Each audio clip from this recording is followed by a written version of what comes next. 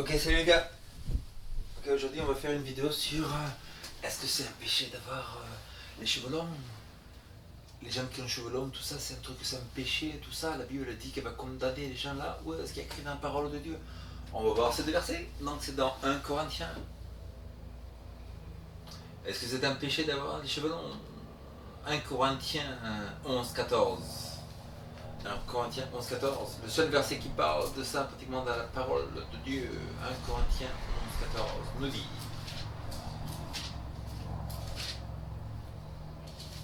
1 Corinthiens 11, 14 nous dit la nature elle-même ne vous enseigne-t-elle pas que c'est une honte pour l'homme de porter de longs cheveux, mais que c'est une gloire pour la femme d'en porter? En effet, la chevelure lui a été donnée en guise de voile. On a deux versets ici, et le mot cheveux longs est répété 3 fois. Est-ce que c'est le même mot en grec? Eh oui, n'est-ce pas? La Bible n'a pas été écrite en français, elle a été écrite en hébreu, araméen et en grec. Donc on va répéter. La nature elle-même ne vous enseigne-t-elle pas que c'est une honte pour l'homme de porter de longs cheveux, mais que c'est une gloire pour la femme d'en porter? En effet, la chevelure lui a été donnée en guise de voile. Donc, le mot en grec c'est komao. Komao. Donc on va voir. Okay. La nature elle-même ne vous enseigne-t-elle pas que c'est une honte pour l'homme de porter komao? Komao en grec veut dire des tresses, des locks. Quand les rastafariens, locks, tresses. Ou comme les femmes au temps de Corinthe, en fait, elles mettaient de l'or dans les cheveux. Elles mettaient les trucs là pour soulever les cheveux, machin, tout ça. Donc, c'est pas masculin du tout. Donc ça, c'est ça qui est un péché. C'est pas de longs cheveux. La nature elle-même ne vous enseigne-t-elle pas que c'est une honte pour l'homme de porter komao, locks of hair, des tresses et des braids, et des trucs comme ça et après. Mais c'est une gloire pour la femme de porter komao, ses tresses.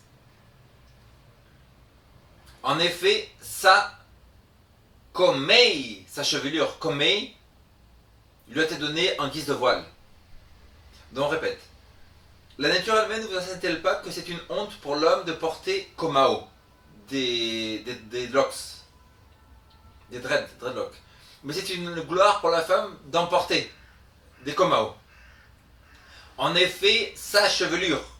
Le même mot? Non, c'est pas le même mot, c'est komei. Sa komei, ça veut dire c'est les cheveux lui ont été donnés en guise de voile. Et le mot qui dit juste cheveux, c'est 2359 dans la concordance, veut dire trichos.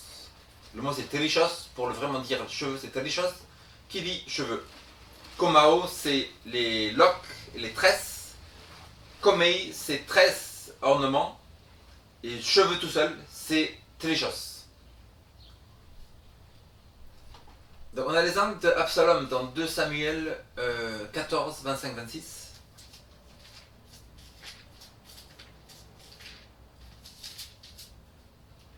Il nous est dit, mais il n'avait pas un homme dans tout Israël aussi beau qu'Absalom, et pour cela comblé d'éloges. Depuis la plante du pied jusqu'au sommet de la tête, il n'y avait pas en lui de défaut. Lorsqu'il se rasait la tête, c'était à la fin de chaque année qu'il se la rasait parce que sa chevelure lui pesait. Le poids de ses cheveux de sa tête était de 200 cycles au poids du roi. Donc le fils du roi David du royaume d'Israël avait des cheveux tellement longs à la fin de l'année qu'il devait les raser une fois par an. Et le poids était 200 cycles.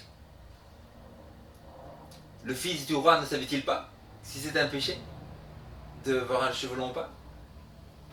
Donc pourquoi avait-il le cheveu long? On va dans Ézéchiel 44, 20.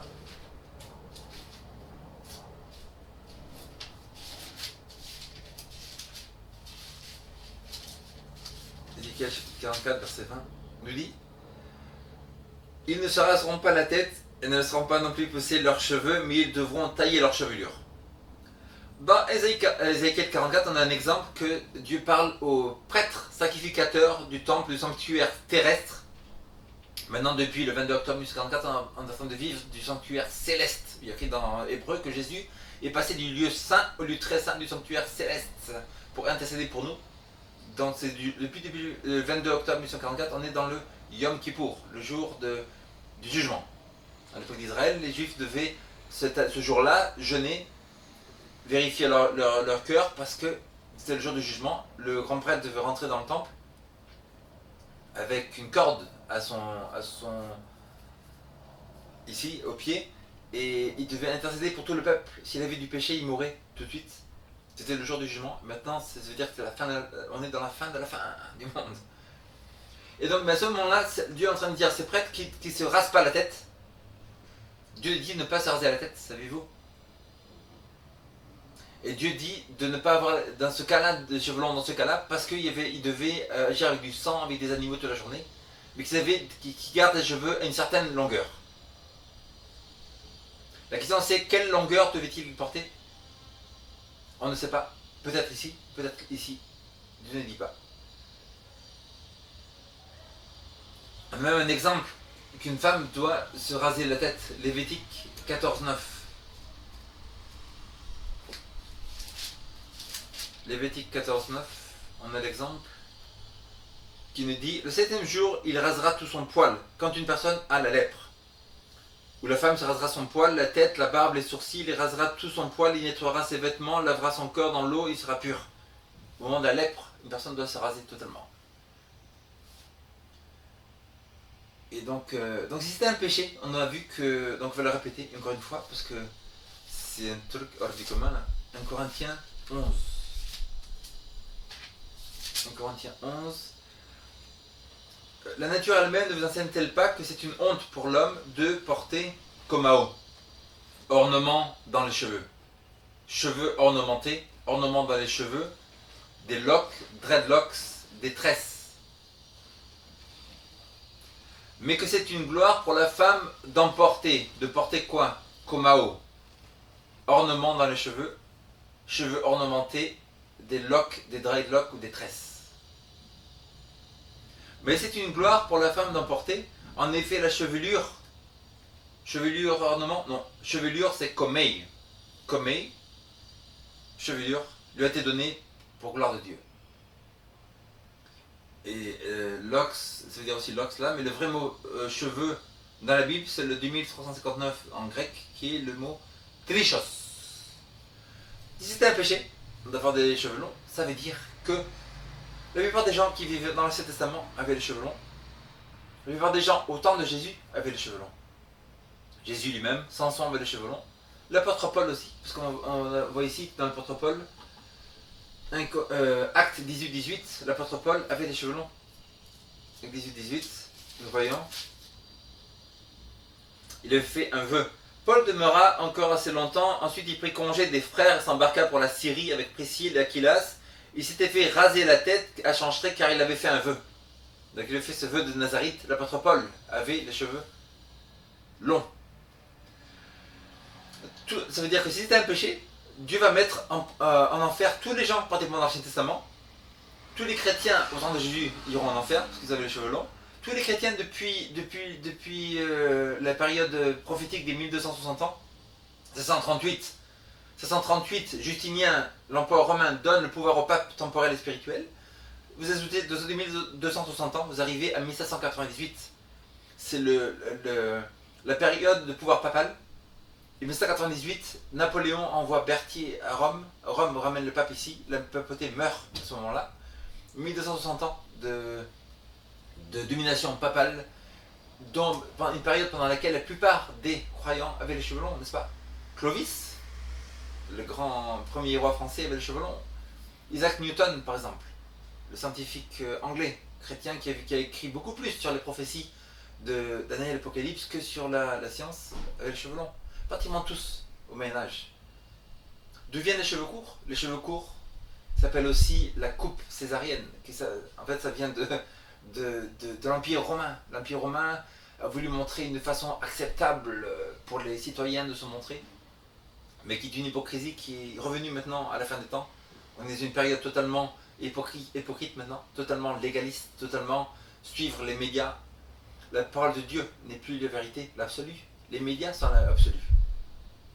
La plupart des gens maintenant ne croient plus dans un absolu, c'est mon opinion personnelle.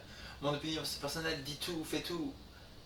En fait, la seule façon que ton opinion puisse compter pour quoi que ce soit, dans des sujets absolus, pas dans le genre, préfères-tu le rouge, le bleu, ça c'est une opinion personnelle. Mais quand on parle de sujets absolus, est-ce que Dieu existe? Dieu n'existe pas. Donc ton opinion n'a rien à voir. Ça n'a aucun poids du tout pour qui que ce soit dans ton opinion personnelle. Et pour vous, la plupart d'entre vous, vous croyez dans l'opinion personnelle, vous ne croyez plus dans la parole de Dieu. Mais les trucs sur Yahoo, Google, machin, tout ça, ça devient de l'absolu parce que tout ce qui est écrit, il y a écrit genre Kim Kardashian, elle a montré ses seins, Rihanna, elle a montré ses fesses en concert, et hop, vous allez agir.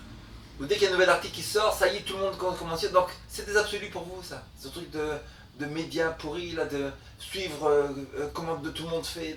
C'est pas ça l'absolu. L'absolu, c'est la parole de Dieu. Donc avoir des cheveux longs, ce n'est pas un péché. Le plus important, c'est de écrire dans la Bible, aimer Dieu, aimer ton prochain pour le paradis. C'est très simple. Tu pêches car tu es un pécheur. Paul a dit que en moi, rien de bon n'existe. Tu es un pécheur. Moi aussi, tout le monde fait du mal. La seule façon, c'est de demander pardon tous les jours et de passer du temps avec Dieu, prière, lire la Bible, parce que sans ça, le cœur mauvais, tous les péchés, là, ils vont sortir encore plus. Et croire dans le message des trois anges, car le dernier message maintenant est actuellement en train de passer dans la terre. Apocalypse 14, verset 6 à 12, le message des trois anges. Et le troisième ange nous dit que les États-Unis vont passer une loi dominicale, faire une inquisition pour quiconque gardera le sabbat. Et la fin du monde va ainsi arriver car il y aura trop de sang partout sur la terre. Ce gouvernement américain va tuer des millions et des millions et des millions bientôt. Et Jésus va devoir se révéler dans sa gloire pour que la fin du monde arrive. Père Céleste, je prie que tu bénisses toutes les personnes qui écoutent. Bénis-les spirituellement, physiquement, émotionnellement, relationnellement. Et je prie, Père Céleste, que tu les aides à comprendre ce message des trois anges et ne pas être dans l'apparence de sainteté, mais avoir la sainteté à l'intérieur, car sachant que personne n'a de sainteté seulement toi. Au nom de Jésus. Amen.